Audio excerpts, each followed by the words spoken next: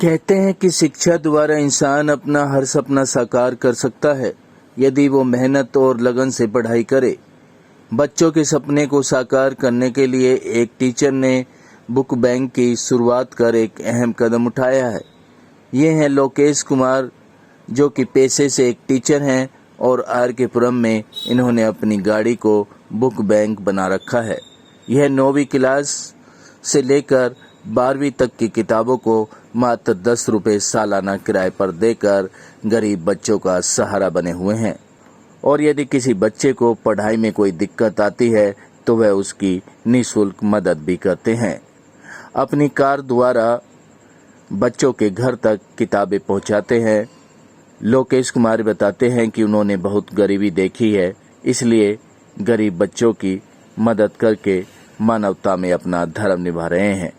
9वीं व 12वीं क्लास की किताबें बहुत महंगी होती हैं और गरीब बच्चों के लिए खरीदना इनको मुश्किल हो जाता है और लोकेश कुमार अपनी मानवता निभाकर इन गरीब बेसहारा बच्चों की मदद के लिए तत्पर रहते हैं।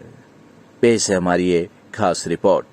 लोकेश कुमार हैं, बाय प्रोफेशन टीचर हूँ, तो लोकेश मास्टर जी मुझे बोलते हैं। जी। और बुक बैंक यहाँ आसपास में, क्योंकि बुक बैंक चलाते हैं तो लोकेश मास्टर जी बुक बैंक वाले बोल देते हैं। क्या बुक बैंक है, ये क्या है? देखिए क्या है कि 9वीं यहाँ आर.के. पुरम में 20-22 स्लम हैं, तो बहुत सारे ज़रूरतमंद बच्चे हैं जो अफोर्ड नहीं कर सकते, बुक्स अफोर्ड नहीं कर सकते। तो उनके लिए हमने एक सुविधा रखी है कि 9वीं से 12वीं तक के बच्चे जिनको भी किताबों की ज़रूरत है वो हमारे पास आएँ, हम उनको पूरे साल के लिए बुक इशू कर देंगे। एक बार किताबें दी, 9वीं की किताबें ले जाइए, पूरा साल पढ़िए, जैसे आप 10वीं में आते हैं 9वीं वाली वापस कर दीजिए और 10वीं वाली ले जाइए।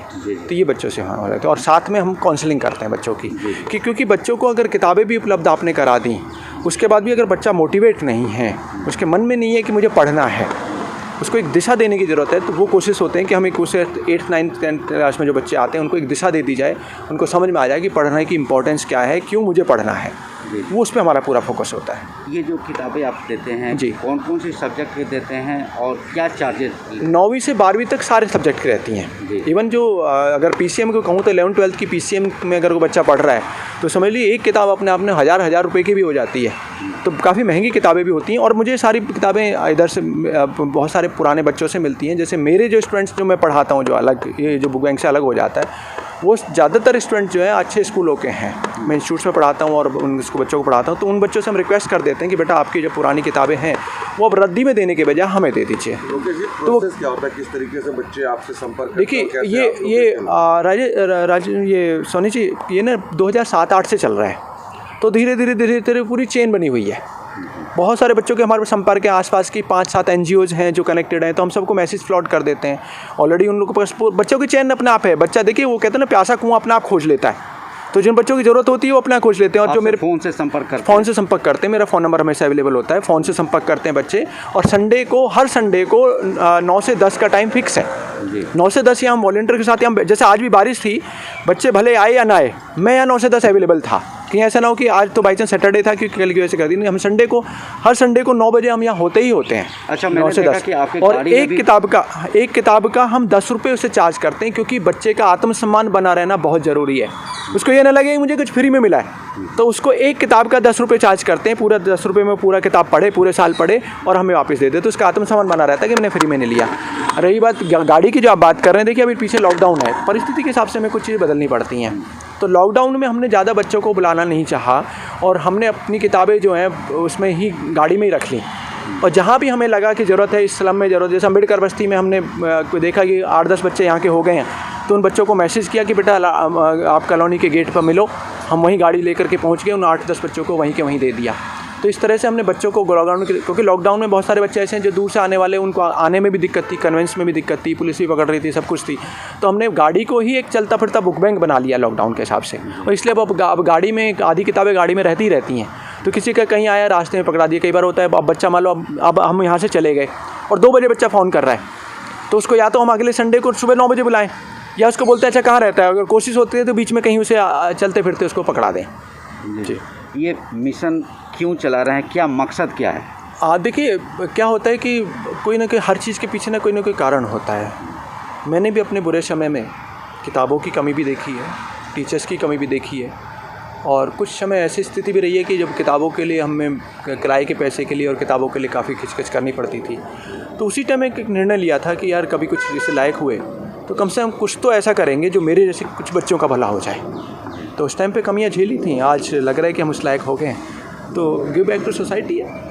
सर मेरे से जितनी हेल्प हो सके, जितनी मदद हो सके, मतलब समाज के लिए, सोसाइटी के लिए, बच्चों के लिए मदद करने के लिए, हेल्प करने के लिए हम काम एज ए वॉलंटियर में काम करते हैं लोगों के सर के साथ। मकसद क्या है, क्योंकि सरकार भी ये कर रही है कि हर बच्चे पढ़ें, तो क्या सरकार जो कर रही है कि लोगों के तक पहुंचने के लिए, वो सरकार को वहां तक पहुंच पा रही है अपने हिसाब से? सर मेरे ख्याल से गवर्नमेंट अभी पहुंच नहीं पा रही, इस हिसाब से जो करना चाहिए उनको वो काम कर नहीं पा रही गवर्नमेंट से। तो हम ही जो बच्चों को, जैसे ही थोड़े पुअर फैमिली से जो बच्चे आते हैं, ऐसे स्लम एरिया में रहते हैं, तो उनको जैसे एफर्ट नहीं करते, जैसे किताबें खरीद नहीं सकते, तो उनको पर बुक 10 रुपीज़ में बुक देते हैं, और उनको पढ़ने के बाद वो यहाँ नेक्स्ट क्लास में जाने के बाद वो रिटर्न करके चले जाते हैं। क्या नाम हुआ आपका? नियति। नीति, यहाँ पे आप बुक लेने के लिए आई हो सर से? यहाँ से। कब से सर से इस तरह के बुक लेते आई हो? 10th से। 10th से। अभी आप किस क्लास में हो? अभी 12th पास हो गई। 12 पास हो गई।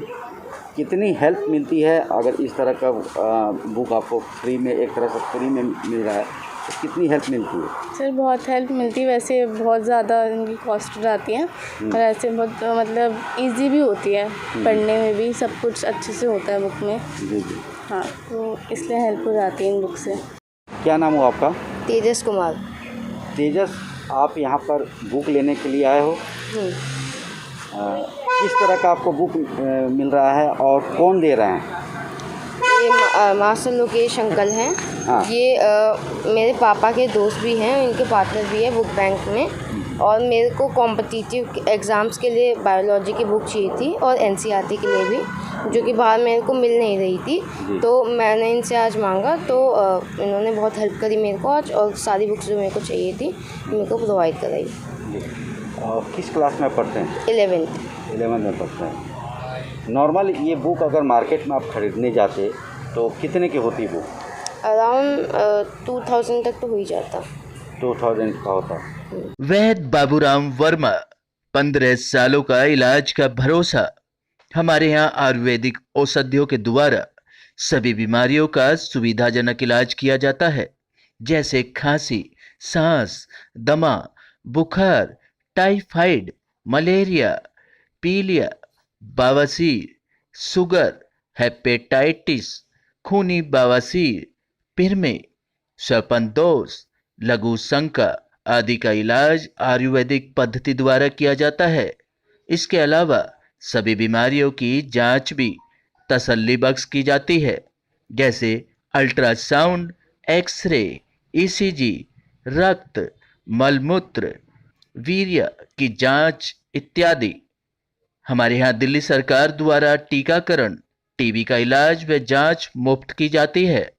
हमारा पता है वैद्य बाबूराम वर्मा, चैरिटेबल सोसाइटी, 329 गली number 9, Mandoli extension, near Nand Nagri bus depot के सामने, दिल्ली 93। आप हमारे नंबरों पर भी संपर्क कर सकते हैं। हमारे फ़ोन नंबर हैं 9213329205, 9211478312, 9910418312। आप हमारे चैनल पर भी दिए गए नंबरों पर भी संपर्क कर सकते हैं। हमारा फ़ोन नंबर है 8506973234।